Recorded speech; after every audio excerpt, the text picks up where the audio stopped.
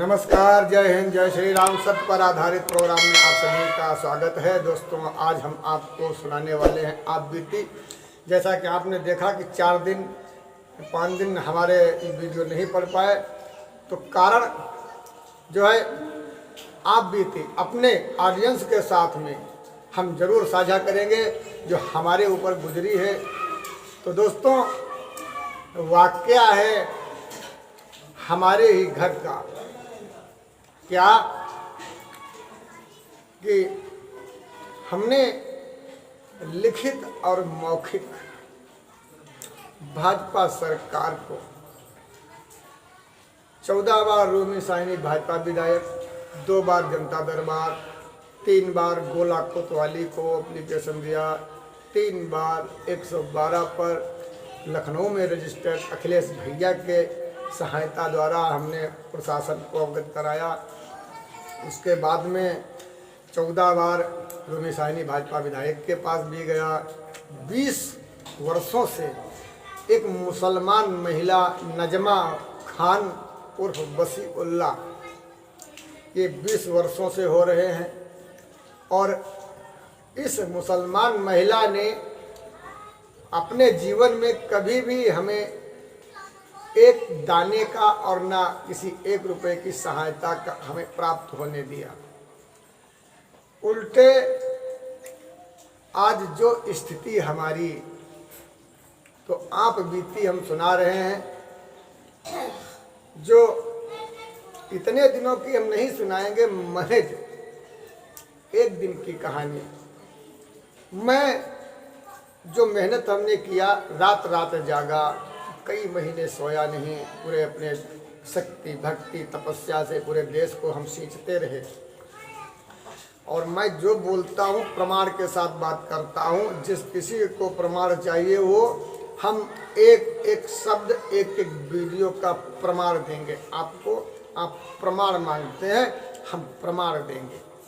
यदि हम अपराधी होते, व्यभिचारी होते, रामपाल आसाराम राम रहीम और इनके जैसे अगर होते, तो हमारी संपत्ति, हमारा राजस्व और हमको थाने में पहुंचा देते। ये संविधान के रचनाकार, संविधान के मानने वाले लोग। लेकिन मैं इतना पावरफुल होते हुए संविधान ने हमारी कोई मदद नहीं किया, जिसका कारण है कि मैं ब्रह्मा विष्णु महेश की कसम खाता हूँ, इनको कभी नहीं पूजूंगा, इनको कभी घर में नहीं लाऊंगा, और साथ में इनके जो भक्त हैं उनको भी संविधान के तहत सहायता नहीं दूंगा। ब्रह्मा विष्णु महेश के जो भक्त हैं, जो बाबा हैं, जो पुजारी हैं, इनको अपने संविधान के तहत कोई भी 2 कौड़ी, 1 कौड़ी, फूटी कौड़ी भी अपने समाज के और अपने संविधान के तहत इनको नहीं देंगे। अगर ये हिंदुस्तान में रहना चाहते हैं तो भीख मांग कर खाएं और झोली फैलाएं, भूखे मरें, परिवार समेत आत्महत्या करें, कुछ भी करें, परंतु भारत सरकार के भीमाराम अंबेडकर के संविधान के द्वारा हमारे सनातन धर्मियों को कोई मदद नहीं मिलेगी। ये सनातन धर्म को नीचा दिखाने के लिए और हमारे समाज के अंदर जो धर्म को बेच रहे हैं, ये, क्योंकि धर्म क्या है ये हम जानते हैं, ढोंगी पाखंडी नहीं जानते हैं, वो तो सिर्फ धर्म से फायदा लेना जानते हैं। तो वाकया ये है कि यदि भारत सरकार हमारी मदद करती, इतनी बार मैं हर जगह पर लिखित मौखिक एसडीएम के पास भी 3 बार, गोला गोकर्णनाथ, लखीमपुर खीरी, कोतवाली गोला, अभी हाल ही में हमने एसडीएम कोतवाली, गोला गोकर्णनाथ, जनपद लखीमपुर खीरी से संपर्क किया, तो उन्होंने कहा ठीक है महाराज जी आएंगे, लेकिन नहीं आए। क्यों? क्योंकि यहाँ पर कोई पत्रकार नहीं है, जो है वो दलाल है, जिहादियों का रखेल है। वो जिहादी जो बोलते हैं वही पत्रकार बोलता है। जो नजमा खान कहती है, जो मुसलमान महिला कहती है, वही यहाँ का पत्रकार मीडिया करता है। सड़क नाली इसको सब भाड़ में फेंको। हम आप बीती सुना रहे हैं। हमारे मोहल्ले की इतनी दुर्गंध, इतनी बुरी दशा है कि क्या बताएं। कुछ कट्टरपंथियों ने सिर्फ सड़क अपने दरवाजे तक ले गए, बाकी पानी जब बहता है बरसात का तो इधर उधर भरा है। बड़ी भयंकर दुर्गंध है, जिसके तहत हमारी बहू बीमार हो गई।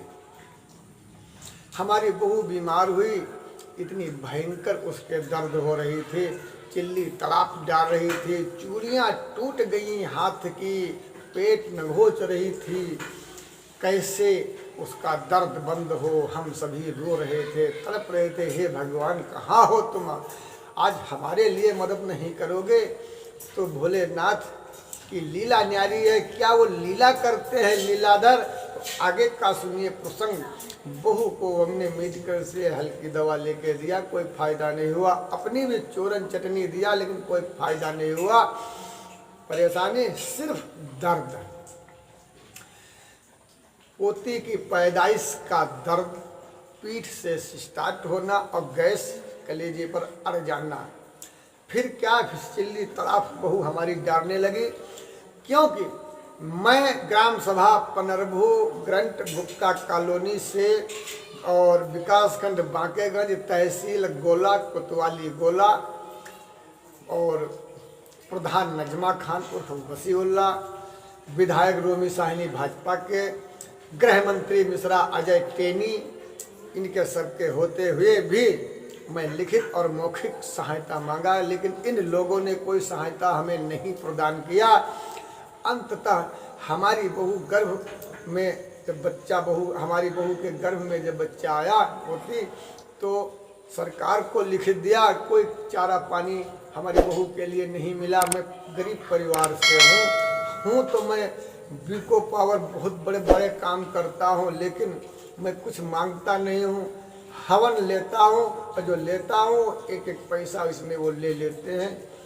तो बताइए हम क्या करेंगे? लोग कहते भगवान कुछ नहीं खाते, हमारे पास आओ हम तुमको दिखाते हैं भगवान कुछ नहीं खाते।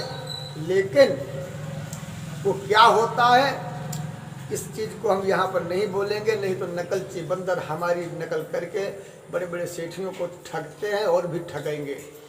तो कुछ गुप्त चीज़ें हम नहीं बताएंगे यहाँ पर, नहीं तो नकलची बंदर हमारी नकल करते रहेंगे और देश को लूटते रहेंगे।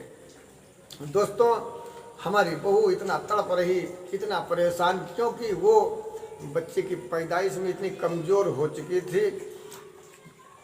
1300 रुपये सरकारी अस्पताल में वहाँ नर्सों ने ले लिया। कहा ये बच्ची ऑपरेशन से पैदा हुई है। हमने कहा, मांग बहुत रहे थे, हमने कहा अगर ये छोटा सा अगर ये लार नहीं अगर काटी जाती तो हम अपने यहाँ ही नहीं प्रसव करा लेते, आखिर तुम डॉक्टर किस बात की हो। तब उन्होंने कहा कि हैं ये बाबा तो माइंडेड है, इससे नहीं उलझना। तब भी उन्होंने 1200-1300 रुपये हमसे ले लिए। 500 रुपये हमने नकद दिया और हमारी घरवाली से उन्होंने ऐंठ लिया, ये लाओ वो लाओ, दवा बाहर से लिखी गई। ये गोला गोकर्ण नाथ चिकित्सालय की कहानी है। अब फिर वही दर्द कई बार उठे, लेकिन घर में ही चूरन चटनी से ही हम उसे ठीक कर देते थे। लेकिन अब की बात नहीं, ऐसा कुछ हुआ। हमने बहू को उठाया, सुबह इतना भयंकर पानी गिर रहा है भयंकर। गाड़ी में हमारी मोटरसाइकिल में पेट्रोल पता नहीं है या नहीं है, भगवान जाने, क्योंकि मैं सरकार की सहायता दिन रात करता हूँ और सरकार से कोई मदद नहीं मिली हमको। बड़ा आश्वासन था, बड़ा प्रेम था कि हम जिस सरकार की 7 नरसंहार, 1 विश्व युद्ध, 1 युद्ध और बड़े बहुत से काम हमने किया, जहाँ पर रोना पिटान लाशों के ढेर लग जाते, कोई फूंकने वाला लाशों को नहीं मिलता। ऐसा मंजर को हमने बचा दिया और उस संविधान के तहत उस समाज से, उस सरकार से, योगी सरकार ने हमारी 1 रुपए की कोई मदद नहीं किया।